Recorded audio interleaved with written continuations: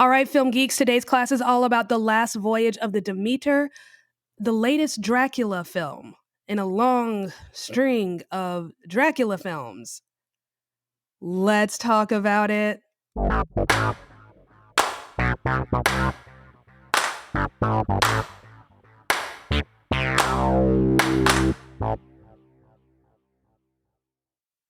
What's up, y'all? Welcome back to another episode of All Right, Let's Talk About It. My name is Savannah. I am your host. I do film reviews and film industry commentary. Oh my goodness. So we have another Dracula movie. Yes, another one. So about this time last summer, we had The Invitation with Natalie Emmanuel and Thomas Doherty. That was Dracula. This past spring, we had Renfield with Nicolas Cage, Nicholas Hoult, filmed right here in New Orleans. Dracula. Renfield is based on a character in the novel who was Dracula's kind of crazy, faithful servant. And then we have The Last Voyage of the Demeter, which is based on Dracula. And then I think next year, next summer, somewhere around there, we're getting Nosferatu, a remake. If you've never seen the original Nosferatu, what are you doing? It is so good. I think this might be old enough that you could probably watch it online for free. I'm not sure. But highly recommend. It's so good. It's beautiful. It's an old silent film. Oh, I could go on. But anyways, so we also have Chloe Zhao, who is in talks to direct another Dracula remake, but she wants to go sci-fi Western with it. I have no idea what that means. Now, if you go to my shorts on YouTube or even on my TikTok or Instagram, but definitely on my shorts, you'll be able to find it much quicker. I go through all of these different Dracula movies that have come out within the last year and that are coming up. Because it gets a little irritating sometimes seeing the same things over and over again, the same stories. Hollywood can't seem to come up with anything new. I don't know if, just the recent issues with the box office, and by recent issues, I mean COVID, the theater basically took a year off. I think the last movie I saw before everything shut down was Gretel and Hansel. And it was maybe like a week or two that after that is when everything shut down. The first movie I saw back in theaters was Inception.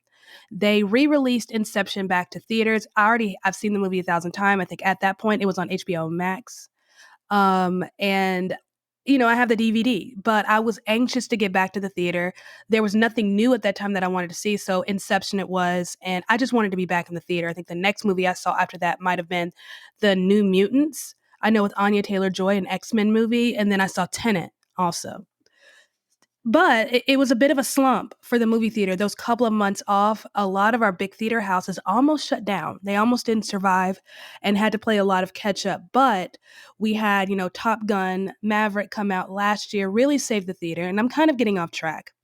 But what I'm basically saying is I think the big slump at the box office and the fact that people are very picky and choosy with what they come to the theater to see, I think it has Hollywood a little nervous to try new things. And they're sticking with what's comfortable and what they think, the general public wants to see. But I think they seem to be a little bit out of touch with what the public wants. They keep giving us things that we just don't want, characters and tropes and archetypes that we're just so sick of seeing and stories that keep getting played out.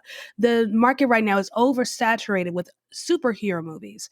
I mean, good grief. We had within 4 months, May, June, July, now August, we had Guardians of the Galaxy, Spider-Man, The Flash, what else is coming out? Blue Beetle next week. Then we have the Marvels coming out. We had Ant-Man earlier this year. Just oversaturated, just so much, and people are getting tired. And now there's concern that the Blue Beetle next week won't break even. So that's what I'm basically saying is I feel like Hollywood is just a little scared to try new things. So they're sticking with what has worked in the past and hoping that gets the box office going again. Things are going great right now. It was kind of touch and go at the beginning of the year, but then we had Oppenheimer and Barbie come out and that just did it. That did it. And then Sound of Freedom did it. I think, Mission Impossible, it's struggling a bit. The movie is very expensive, but it's doing okay. And then, Across the Spider-Verse killed it.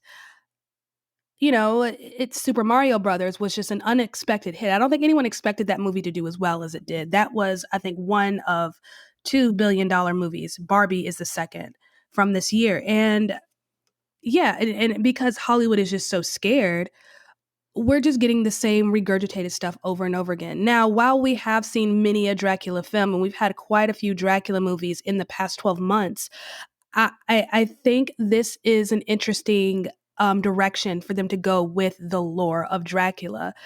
It's not very often that you see a direct adaptation of Dracula in any form. Usually it's just they take the character and they add their own little spin, which is cool. But the novel is gorgeous and it's beautiful and it's scary and it has that gothic appeal to it that you don't see too often in film anymore. And I think that's one of the things I loved about The Invitation. The movie has its issues, and I have a lot of issues with it. And I think I'm going to do an episode about it. But the gothic romantic aesthetic is what makes the movie for me. I love that. And that's what this movie has. So let's get into this thing about Dracula. Now, before we get into the nitty gritty of all things Dracula, I want to make sure we're all understanding where this movie is coming from. For those who have not read the novel, let me kind of catch you up, so to speak. So, this is based on the 1897 published novel Dracula by Bram Stoker, who is originally from Ireland, lived most of his life in England. And it's a classic, clearly, right? Here's the thing about Dracula that makes it a little different from a lot of your classics. Dracula is what's called an epistolary. An epistolary is usually a collection of like letters or a collection of documents. And that's what Dracula is. Instead of the typical prose narrative, the narrative structure here is an epistolary. It's a collection of documents. That's how the story is being told. And that's one of the things that makes the novel so terrifying is it presents itself like a true story. So it's diary entries, letters, memos, um, articles, interviews, phonographs. So, transcripts of recordings or whatnot. That's what we get here in the book Dracula. And it presents itself like it's a true story, like somebody has collected all this evidence and said, this really happened. I want to make sure no one ever forgets it. And I know for me, having read it, when I was reading it, I had to remind myself time and time again that this never happened. This isn't real. It's not true. It's very convincing. But that's one of the things that makes the novel so scary and so special and so different. And this movie, I should say, the Voyage of the Last Demeter, is based on a single chapter from the novel, chapter 7, which is often referred to as the captain's log. So the story here is that Dracula, who's been living in the Transylvania region of Romania forever. It's time for him to move on to other places because he's not able to get out of the village, food wise, what he needs anymore. It's time for him to move on if he wants to survive. So he enlists the help of I think they were called solicitors. I can't remember the proper name for a turn of the century English realtor, someone who can help him find new property in this new world for him. And Jonathan Harker is that dude. So Jonathan Harker goes to the castle in Transylvania, Dracula's castle, to set up affairs. And that's when it really gets a little creepy. He notices Dracula's a little bit different. Dracula smells kind of funny. He only sees Dracula at night and all these things. And he starts to get a little bit weaker and he doesn't understand what's happening. And then he finally gets out. He gets back to London and he thinks it's all behind him. Well, Dracula now has this new property and it's time for him to move on, but he has to get to England from Romania. But, he can't go out in the daytime or else he'll burn up in the sun. So he ships himself to London and he ships himself via the Demeter. And that's where our story begins with all these different crates, some of them business related, some of them private, Dracula being in that crate, on this voyage with these men who have no idea what they're in store for. And the way this chapter starts, it starts with the ship coming into port and it's coming in kind of fast. And they realize no one's at the helm and they're like, oh, wait, someone is at the helm. He's dead. He's dead. So there's only one person left on this boat. He is deceased. No one else is there. But in the pocket of this captain who was at the helm, they find the log and we get to read the log and figure out what happened day after day. And there's different days over this voyage where people just go missing. And no one knows why. And people are losing their minds. One guy claims he saw something. He saw something in the night. There's some evil on board. And he's like, this man is deranged. This is folly. This is foolishness. But people keep missing. People keep leaving. And it just, it's weird and it's scary. And finally the captain's like, holy crap, something evil is on board. and he too ends up dying. So we get this ghost ship that arrives at port, and they decide to give this captain, a beautiful funeral. And it's in this funeral that we're connected to the rest of the characters in the story, Mina and Lucy, who attend the funeral. And it's creepy, it's scary, and it's eerie, because he's arrived, he's there, and they have no idea what's in store. They have no idea what's coming. It's such an interesting novel because you can see the pieces moving. It's one of those rare birds of a novel where you know what's coming, you know what's going to happen, and the characters are none the wiser. It's very rare to have a good novel where you know more than the character knows, and it plays out so well and it works so well. So that's one of the things I love about this novel. Now, what did it pay off? They made a decision to take one of the most obscure and short little chapters of the novel and turn it into a story. Did it work? Let's talk about it.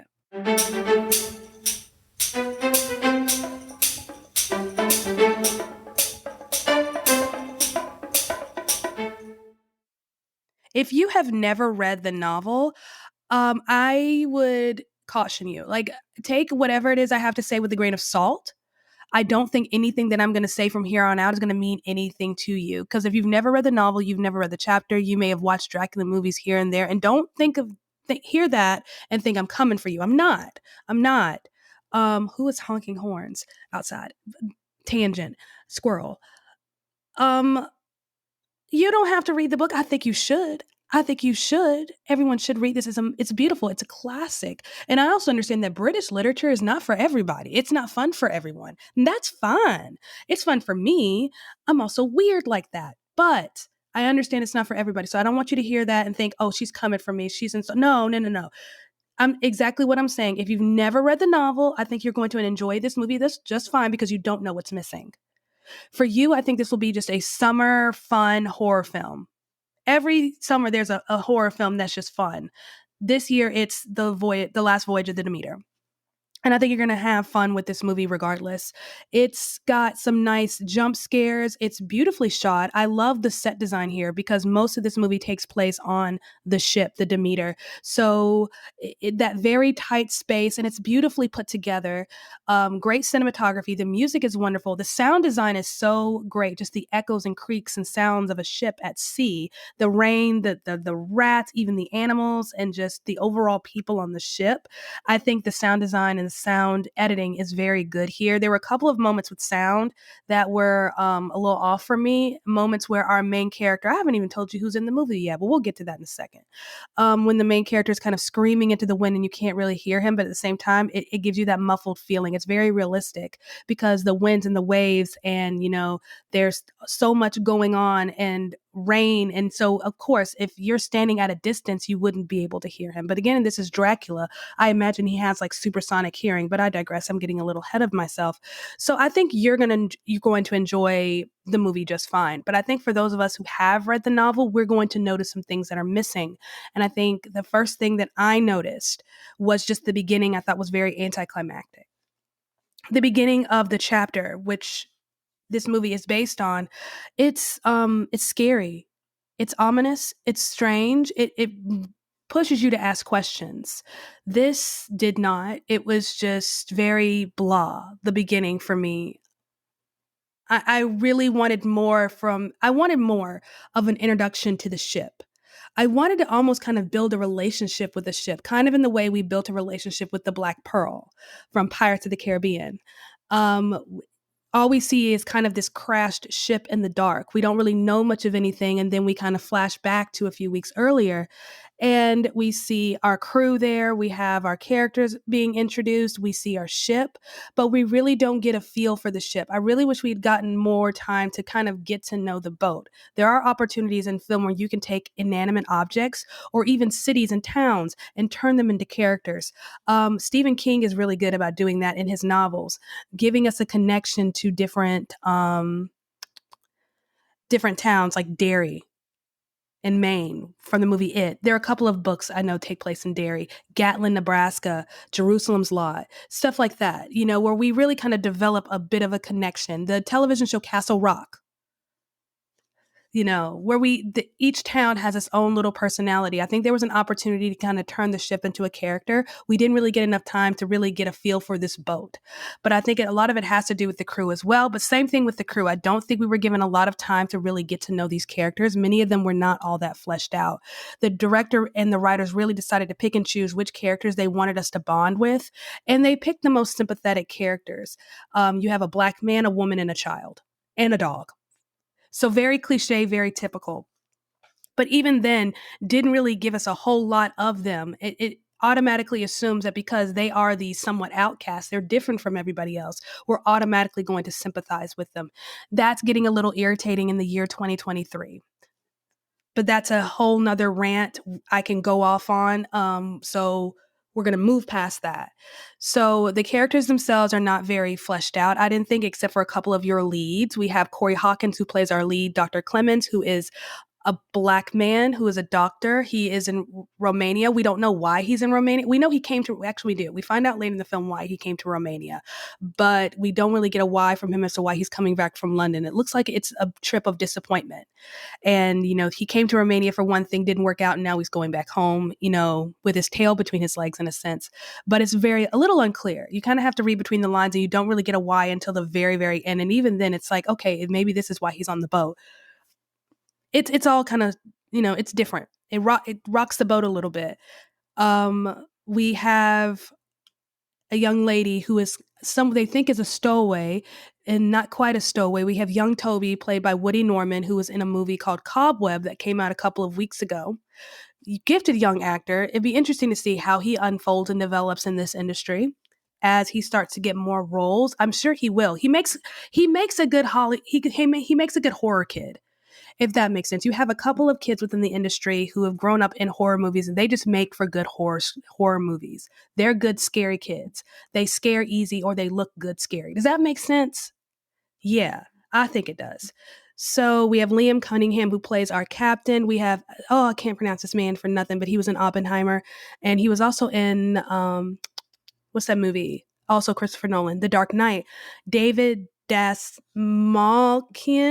So we get personality types. This is kind of how I described the movie Nope, Jordan Peele's movie from last summer, is that we didn't really have characters. We didn't have fleshed out individuals. We just had these people playing personalities, and they played these personalities to the nth degree. That's kind of what I was getting here, is that we have these individual personalities on a boat, and then a couple of characters who were fleshed out in some way. But I don't think they were fleshed out enough that we would connect and bond with them. That's the secret to good horror films. It's character development. So that was my issue. But it's not essential to the story because, again, this is the captain's log. So it's really just a detailing of events that happened that day. So we don't know what these people's names are. We don't know who they are, where they come from, or even their roles on the ship, aside from the captain, the first mate, and the second mate. So that's the beauty of this source material, this one chapter. Yes, it's very detailed in what happens on what days and when, but there's so much left out that you can kind of build your own little story and universe in it. There was so much opportunity, and I think they kind of left a lot of that opportunity on the floor. Something else that really bugged me slightly, because having read the novel, I understand this takes place in the middle of the story. There's a story that's already begun before we even get to this point, and there's a story that continues once it's over. That's kind of what bugged me a bit. How do I make this make sense? Because having read the novel, you know what Dracula is, who Dracula is, and what he means to this region, and what his leaving means to this region. They give us little things that show that the locals recognize symbols. They know who and what he is. But this is an entity, an evil being that has terrorized this area. They all know what lives in that castle, or at least they've heard of what lives in that castle. They know that evil lives in that castle, so they would definitely recognize the symbols as they're being loaded onto the crate. I don't think the director or even the writers did a good job of showing us a story that's already in motion. Does that make sense?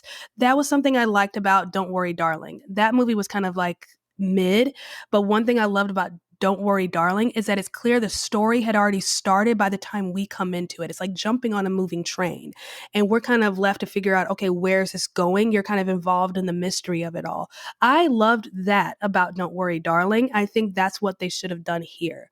this is a story that's already in motion, that's already started and is going to keep moving once we're done. I think they could have made this kind of like a moving train, given us more of what happened before so that we can understand what's coming. I think there's this expectation because we know who this character is. We know everything about Dracula. We know Dracula, that we already kind of have that tension within us going into it. I didn't. Crazy enough. I know, but everyone's different. So those were just some of my biggest issues with the movie. Just the lack of character development. I thought the movie dragged a little too long. I think it could have been like anywhere from 15 to 30 minutes shorter. At times it was just a little dull. I think it could have been more claustrophobic. We're in a tight space, a ship in the middle of the ocean. They can't go anywhere. It's death no matter if they stay on the ship or if they get off.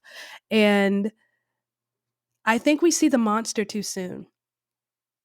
I honestly thought we saw the monster too soon. I thought about this when I saw Boogeyman, and I was a little put off the movie once we saw the monster, and I realized I think that was just my personal issue. But I think in this, we saw the monster too soon because we didn't really have the tension hadn't developed yet by the time we see the monster.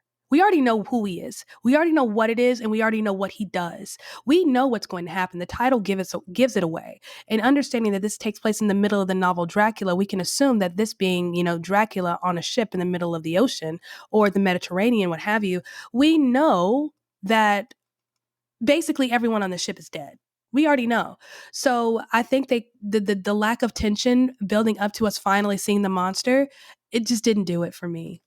I think there was a lot of missed opportunity here, but I think as far as them wanting to revive the monster universe, Wolfman, the Mummy, Frankenstein, Guillermo del Toro is really wanting to do a proper Mary Shelley's Frankenstein adaptation. I'm here for it. I'm praying for it, crossing my fingers. That if I had a favorite book of all time, it would be Frankenstein. So, stuff like that, the resurgence of these monsters, every couple of years they try to bring it back. It was something that was very big in the 50s and 60s. So, if you know anything about Stephen King, he is very much inspired by the monster movies. So every now and then they try to bring back this era of the monsters, and I'm here for it. I would love to see it. I'm not opposed to seeing another Wolfman. I'm not opposed to even seeing another Mummy. I think they can go a different direction with the Mummy. Stop trying to redo what was already done, but give us something a little bit different. I think they can do it. I think they can even take the Mummy and bring it into an American context or maybe a British context. We've been in Egypt several times at this point. I love Egypt. We love the Egyptian landscape. We love Egyptian photography and cinematography, but I don't think they can outdo what was done with the Brendan Fraser movie. I don't think they can outdo that. So I would take the Mummy and bring it somewhere else. That's my suggestion. But hey, if you want to go back to Egypt, I'll go with you. I'm here for it. So I think this movie kind of sets up for that universe to come back. I'm just hoping this movie gets the attention it needs for that to happen. But I think Guillermo del Toro, no matter what, is going to bring Frankenstein back. But I think he wants to do it properly, which is going to be a bit of a gamble because not a lot of, not everyone has read the book Frankenstein. So not everyone understands how different that monster in the novel is to who he's been portrayed. To who he's been portrayed in movies. I'm going on a complete tangent. I'm having a nerd moment here. We're talking about the last voyage of the Demeter. I haven't even told y'all who was in the movie, who directed the thing. Let me do that first. Here I am getting ahead of myself. So this is the last voyage of the Demeter, directed by Norwegian Andre Overdahl. If you are Norwegian or have any knowledge of the language, please tell me how to properly pronounce his name. I went all over YouTube, tried to find interviews where people say his name, and that's the only one I could find was Overdahl. So directed by Andre Overdahl, who also did The Autopsy of Jane Doe, Scary Stories to Tell in the Dark, stars Corey Hawkins, Aisling Franciosi, I'm not sure how to pronounce her name. I know she's Irish.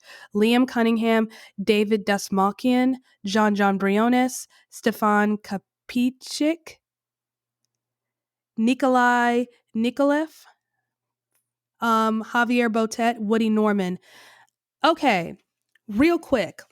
Javier Botet, let's talk about him for a second. I just want to just sing his praises. So just hold on tight with me.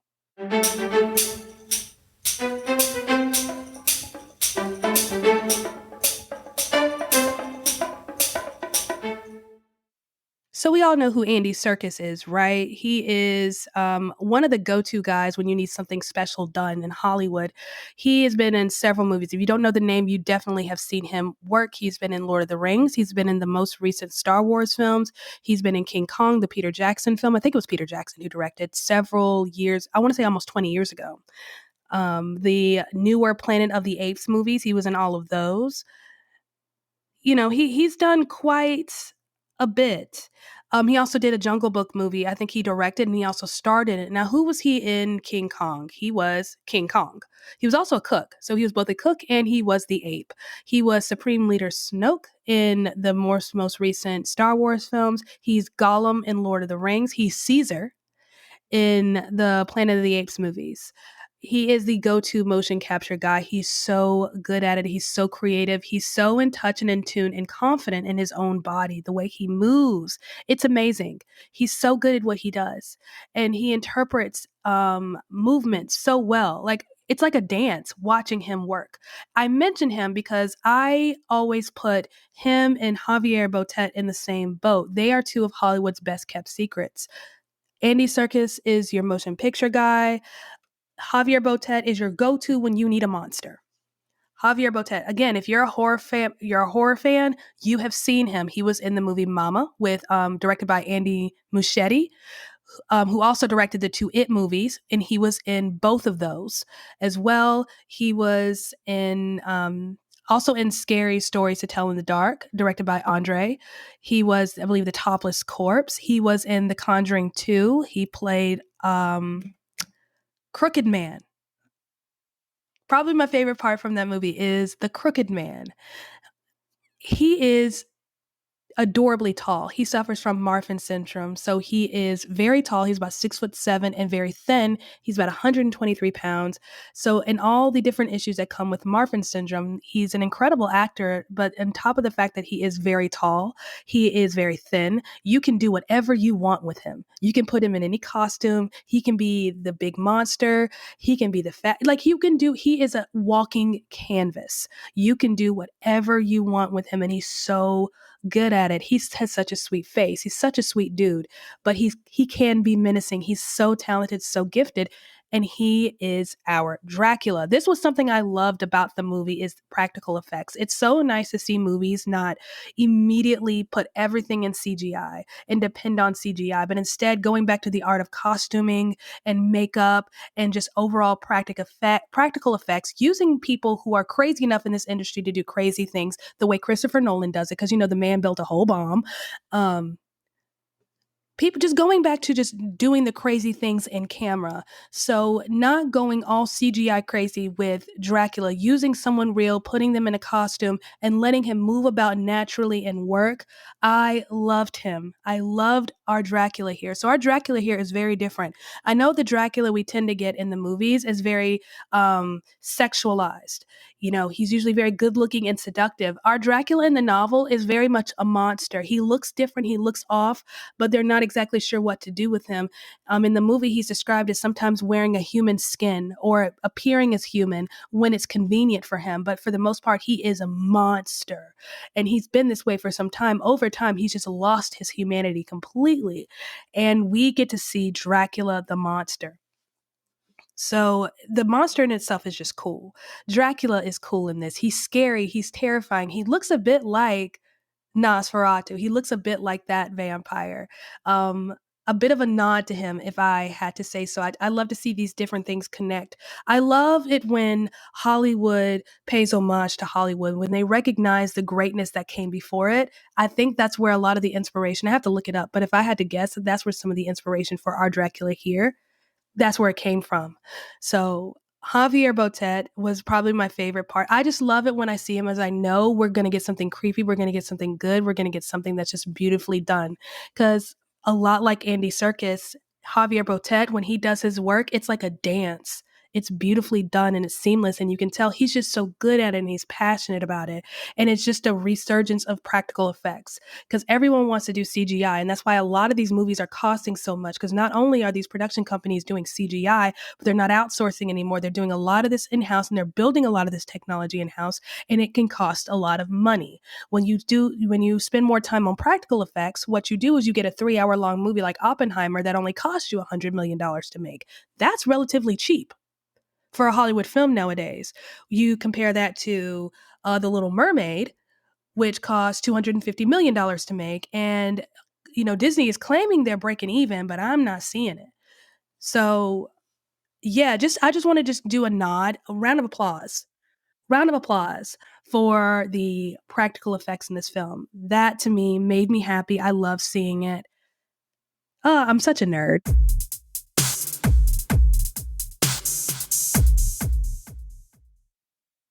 All right, parents, I am here to answer the question many of you have. Is this appropriate for my kid? So,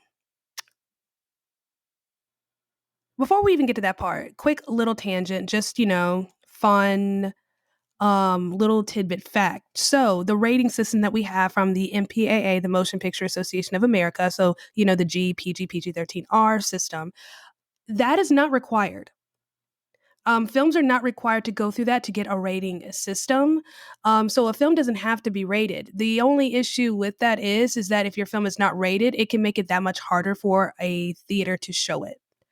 Not being able to know what the film contains and how to communicate that to the audience, because, I think I've mentioned this before, once upon a time, I did work in a movie theater and working in box office, which is where you sell the tickets. Before this, before buying, tickets online was such a big thing, that was a question that I had to answer for a lot of parents because, we got to see a lot of movies for free where it was, is this appropriate for my kid? Hey, my kid is this age. How do you think they'll do? And I'm going to tell you the same thing that I told a lot of parents. I said, hey, your kid, when I was their age, these are the kind of movies I was watching, but I could handle it. You know what your kid can handle. You know what your kid can't handle. However, this is what's in the movie. So, as I say many times, mom and dad, you know your kid, you know what your child can handle, what your child can't handle, you know how your child processes information, how they can tell the difference between what's real and what's not, truth and a lie, how they can, maybe disassociate that reality from fantasy, and um, what it does to their imagination, what it triggers, and so on and so forth. You know your kid. So, given everything that I'm saying, you have to take I'm not telling you don't take your kid to see this, take your kid to see it. There are certain movies though that I'm going to be like, "Hey, no, absolutely not for your elementary, age kid. Don't do that." But at the end of the day, you know your child.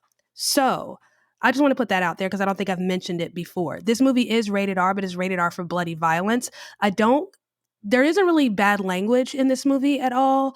There are a couple of mentions of like a brothel, hey, what are you going to do when you get back to London and you get paid? And there's a joke about him going to a brothel. And there's a little boy in the movie and he's like, I know what, because they're talking about all this stuff. And grandpa, who's the captain of the little boy, is telling them to mind their language, watch what they're talking about. And the little boy's like, I know what that is. And he gives this like cutesy little innocent child explanation that's almost at the right answer, but not quite. So it's kind of adorable in a sense and such a normal thing. If you're at a table with a bunch of blue collar men and there's a kid at the table, sometimes they don't watch what they say.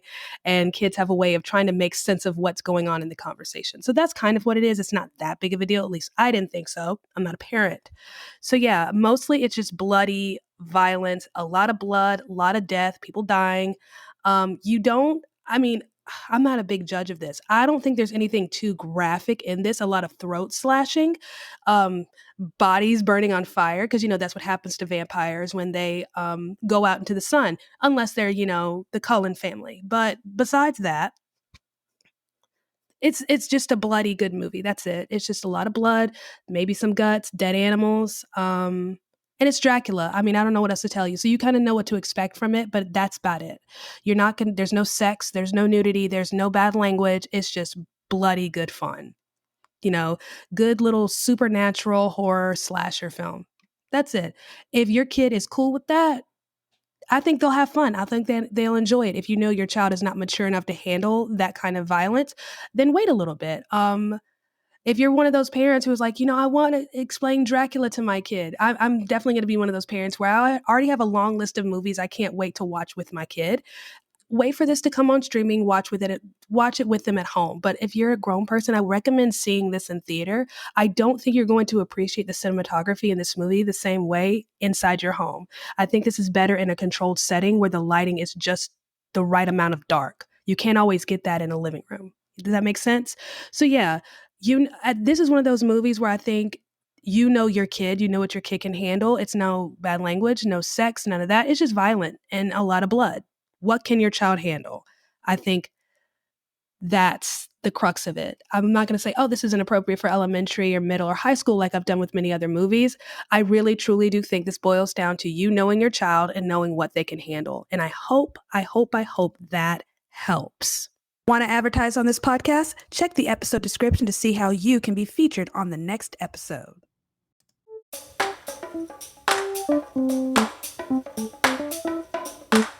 Thank you so much for listening to me rant and rave once again about another movie. So that was The Last Voyage of the Demeter. And just to kind of sum it up, I thought it's a good, summer fun horror film. Nice little jump scares here and there, great cinematography, the music's good, sound editing's good. I just felt like there were a lot of opportunities within this movie that were kind of just left on the floor. There just seemed like something missing, but I think a lot of that perspective comes from having read the book and read that chapter. But I think if you have not read the book, or at least read that chapter, I don't think you're going to miss a beat here. I think you're going to enjoy this regardless. It looks good, beautiful, gothic setting.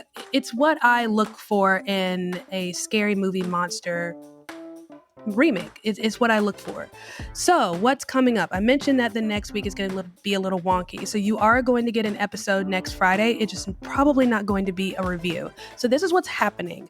I'm going to go see Blue Beetle Thursday evening. I already got my ticket. And then Friday, I'm actually traveling. I'm driving back to the Queen City. I'm going to be house sitting / dog sitting for my aunt, which means I'm going to have an entire house to myself for about 3 weeks.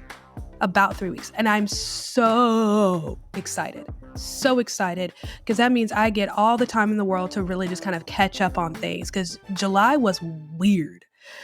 So yeah, Blue Beetle Thursday evening, traveling Friday, and then I have a ticket for Gran Turismo next Saturday at like 3 at a movie theater in the Charlotte area. And I'm crossing my fingers I'll be able to see it.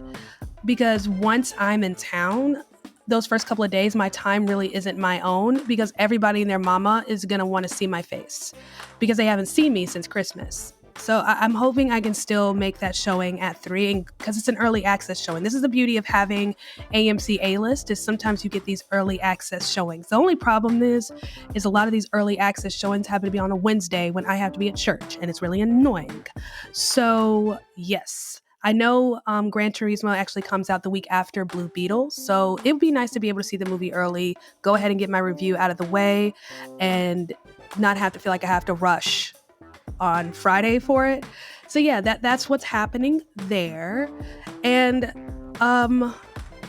just going to be spending some time in the Charlotte area, doing some recording for y'all. I've got some things that I really want to work on and get done and really haven't had the time to do it. But being away from everything, being away from my church, because that's where a lot of my time is going.